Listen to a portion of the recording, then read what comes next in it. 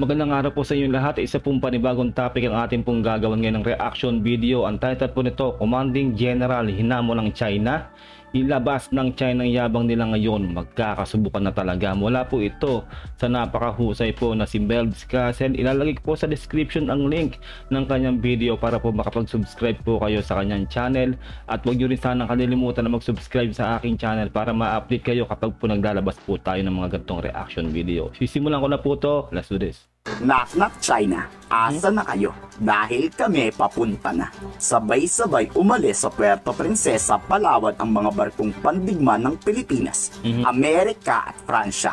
Sanib puwersang magpapatrolya papuntang West Philippine Sea. Ito ang nagpapatunay na talagang lahat po ng halos na bansa nakasuporta po sa atin. Kasi po tayo po talaga ang tama dito po sa sigalot po dito sa West Philippine Sea, no?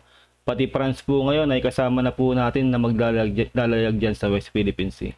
Kung saan, nandoon ang mga China Coast Guard na nambubuli sa atin. Ngayon ng China tayo ay water cannon nang magkasubukan na. Dito sasanayin nga kung paano dumipensa ang Pilipinas sa tangkang pag-atake mula sa kalaban.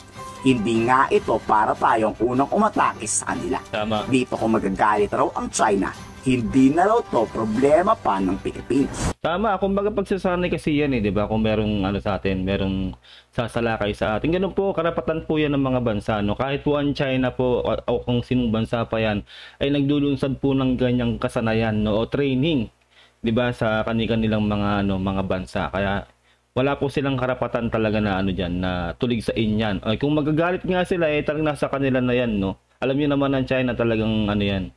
Talagang bully ang mga yan. Dahil bawat bansa ay may karapatan depensa ng teritoryo nito laban sa dayuhang mananakop. And exercises is not directed to any particular country. So, ito pong exercises na to is for our defense. Tama.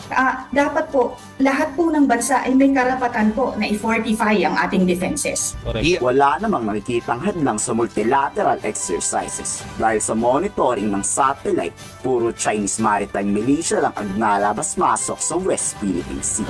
May pumapasok man na China Coast Guard, pero madalas patong nasa labas ng ating EEZ.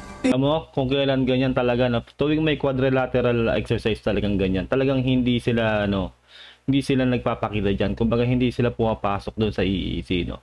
Pero kapag ang Pilipinas lang mag-isa, talaga pong halos talagang tayo, i-water cannon tayo ng i-water cannon ng China. Ganun po sila kaduwag, di ba? Isipin nyo, talagang talagang ayaw tayong tigilan ng China kung tayo lang, no. Kumbaga talaga pong bahag din po ang buntot ng China kapag po merong kasamang Pilipinas, no? Which is talagang maling-mali po talaga kasi po karapatan po natin na maglayag dyan. Kumbaga sila lang po talaga ang naniniwala na tayo po ang lumalabag, no? Kasi wala naman po talagang gentleman's agreement na yan Kumbaga hindi po yan ino-honor ng ating Pangulong Bongbong Marcos. Kumbaga po ang effectiveness ng gentleman's agreement na yan nila ay noong panahon lang ni Pangulong Duterte, na hindi naman po epekto na yan sa pamumuno po ng ating Pangulong Bongbong Marcos ngayon. Tingin ko walang magiging problema because this is an annual event naman between the US and the Philippines, and we will continue with our exercises.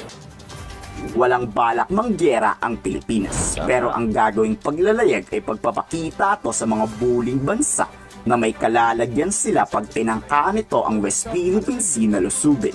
Karapatan nga yan ng mga bansa, di ba? Kahit sinong bansa pa yan, karapatan na maggawa ng ganyang exercise, di ba? Kahit sinong bansa pa yan. Kasi nga, paghahanda yan kung sakasakali. Kumbaga, nanginginig lang talaga itong China talaga kasi nga nakikita nga nila na halos buong mundo ay kumakampi na o sumusuporta na sa Pilipinas. Kaya nagkakaganyan sila. Ngayon, syempre, gagawin nila sa bansa nila, ipi-fake news na naman nila yan, di ba? Ibabalita nila sa bansa nila na Pilipinas talaga yung nagpo-provoke, ganyan-ganyan. Hindi po ganun, di ba? Tayo po ay ginagawa lang yung kasanayan na yan para po maging handa ang ating bansa kung sakasakali nga na merong kalaban, no? Which is, obviously, alam naman na natin, no? Kung yan. Kaya talagang ganyan ang China ngayon. Kumbaga, nababahala talaga sila. Dito sasanayin ang sama-samang pakikipaglaban.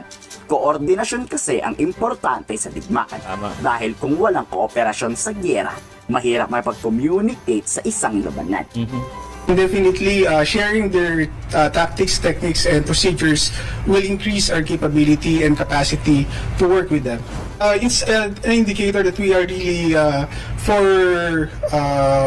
yung security na ating waters within the Indo-Pacific region. Kumbaga no, kasi nasanay kasi yung China na hindi pumapalag yung Pilipinas lalo nung nasa pamumuno pa ng ex-president natin. No? Kasi alam na nga natin yan na nagkaroon sila ng gentleman's agreement. Talagang iniisip ng China noon na ay wala, atin tong Pilipinas kasi nga na ano sila kay Duterte nun, di ba, na hindi papalagduwag si Duterte, ganon, bagbuntot, halos gawin ng tayong probinsya ng China, di ba? Yung ganon, ganong mentalidad. Pero hindi nila alam na ano, palag-palag na ang ating presidente ngayon. Kala nila magiging effective yung ano no, na mag-effect pa yung gentleman's agreement sa ating kasalukuyang presidente ngayon. Pero hindi po, no, napakamasigasig po ng ating presidente ngayon. Hindi po uubra yan talaga po. Kaya ngayon ay naalog po, no, naalog po ang China dito po sa ating presidente Bongbong Marcos. Kaya po ganyan, no, kaya talaga pong nagingit-ngit po ang China kasi po pumapalag na po ang Pilipinas sa dating binabata-bata lang nila, no. Ganun po kasi talaga no. Nasanay po kasi sila na iniisip po nila na hawak po nila sa leeg ang liderato ng Pilipinas. Hindi po nila alam na tatak Marcos po ngayon ang ating pamahalaan, kaya hindi po nila kaya na hawakan sa leeg ang ating Pangulong Bongbong Marcos. It's very significant to show that we have partners specifically on ensuring maritime security within the Indo-Pacific region. Nasa solusi pa lang nga ang mga barkong pandigma. Wala pa tayo sa exciting part na nasa West Philippine Sea, kung saan wawasakin ang barkong made in China. Mga basic military lang ito. Wala pa tayo sa kabang-abang na missile attack. Isipin nyo yan, di ba? Yung ano na yung may mangyayari na yan. Talagang naalog po ang China kasi nga made in China kasi yung barkong palulubugin na yan no. Kumbaga talagang nag-iisip sila. Kumbaga nire-reverse tactic tayo na ay, ito mo, pinoprovok talaga ng Pilipinas, no? Talagang nag-ano sila ng gera kasi nga made in China yung barkong palulubugin nila. Well, nagkataon lang po talaga yon, no?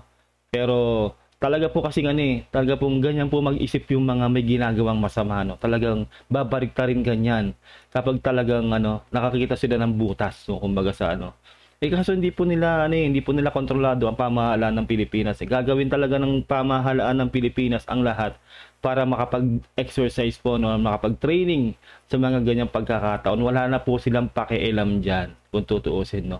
Kaso nga lang po, ito pong China po talaga pong naalog po talaga ng ating gobyerno ngayon sa pamumuno ni Pangulong Bongbong Marcos. Basic military lang ito.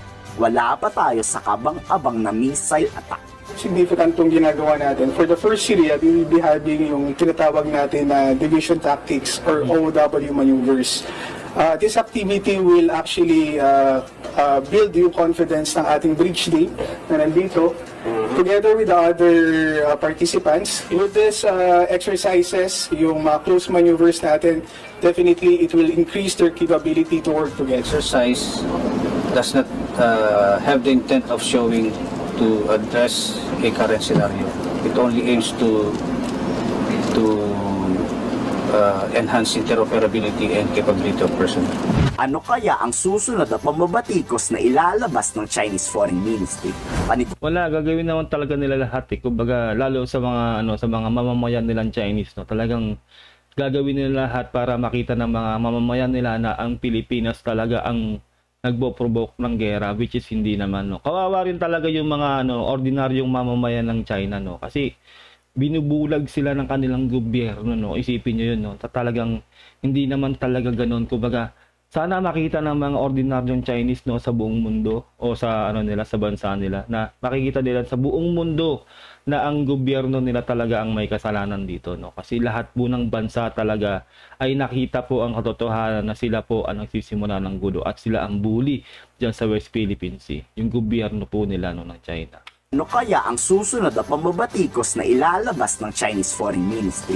Panigurado naman kasing tututulan to ng mga incheck. Kayo sa tingin nyo, sasabihin na naman kaya ng China na tayo ang magsisimula ng gulo? Tama, malamang. Alam nyo na. Diba?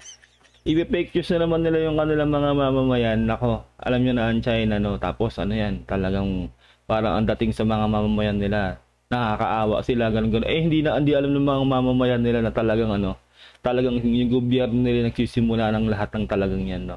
Kasi nga, kumbaga naka-news blackout sila, kumbaga yung balita lang talaga na naririnig nila siguro doon sa China, ay yung balita lang ng gobyerno nila. 'Di ba? Kumbaga yung TikTok nga nila, 'di ba? Hindi katulad ng TikTok natin, 'di ba?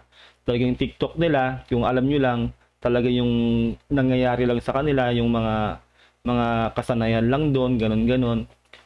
Yung mga nangyayari sa TikTok natin, hindi po ganun sa TikTok nila.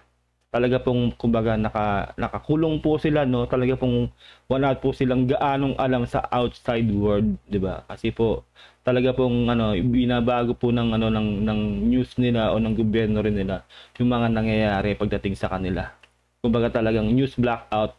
Kumbaga yung mga alam nating mali na ginagawa nila ay nagiging tama pag binalita na sa kanila. Kumbaga binabaliktad nila yung kanilang balita. Nako talaga China. Try kaya ng China itanong to sa sarili nila noong nagwa-water cannon sila sa ating mga Filipino fishermen. Kayo, ikomento sa baba ang inyong saloobin. Ayun na, ate po nagawa ng reaction video, Commanding General hinamon ng China, ilabas na ng China yabang nila ngayon. Magkakasubukan na, napakahusay po talaga ni Bebs Castle. Mag-subscribe po kayo sa channel niya at huwag niyo po sana kalilimutan na mag-subscribe sa aking channel para ma-update po kayo kapag lumabas po ako ng itong reaction video. Ingat po kayo lahat, until next time, God bless and peace out. Bye.